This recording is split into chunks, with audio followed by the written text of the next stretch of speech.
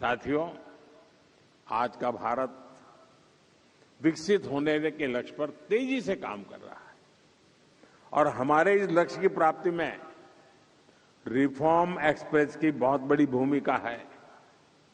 Reform express यानी हर sector में next generation reform, जैसे अब से कुछ समय पहले ही देश ने नेक्स्ट जनरेशन जीएसटी रिफॉर्म लागू किए थे।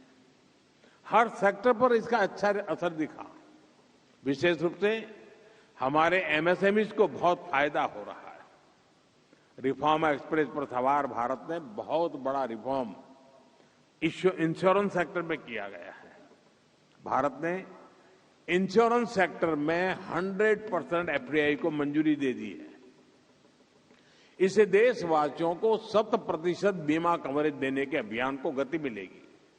इसी तरह करीब 6 दशक के बाद इनकम टैक्स कानून को आधुनिक किया गया है। इससे करोड़ों टैक्स पेयर्स को फायदा होगा। भारत ने ऐतिहासिक लेबर रिफॉर्म्स को भी लागू कर दिया है।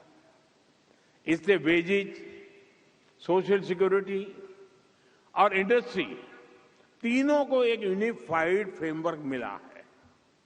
यानी श्रमिक हो या फिर इंडस्ट्री, सभी का इससे फायदा है। साथियों, आज भारत डेटा आधारित इनोवेशन का, एआई रिसर्च का, सेमीकंडक्टर मैन्युफैक्चरिंग का एक ग्लोबल हब बनता जा रहा है। यानी भारत की पावर डिमांड लगातार बढ़ रही है। भारत को एश्योर्ड एनर्जी की बहुत जरूरत है और इसका बहुत बड़ा माध्यम न्यूक्लियर पावर है। इसको देखते हुए हमने न्यूक्लियर पावर सेक्टर में भी नेक्स्ट जनरेशन रिफॉर्म किया है।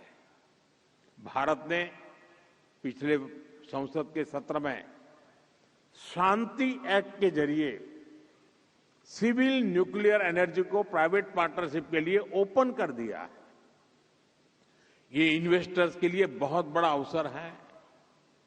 साथियों, यहां उपस्थित सभी निवेशकों को मैं विश्वास दिलाता हूं, हमारी रिफॉर्म एक्सप्रेस अब रुकने वाली नहीं है। भारत की रिफॉर्म जर्नी इंस्टीट्यूशनल ट्रांसफॉर्मेशन की दिशा में बढ़ चुकी है। साथियों, आप सभी यहां सिर्फ एमओयू के साथ नहीं आए हैं। आप यहां सौराष्ट्र कच्छ के विकास और विरासत से जुड़ने आए हैं।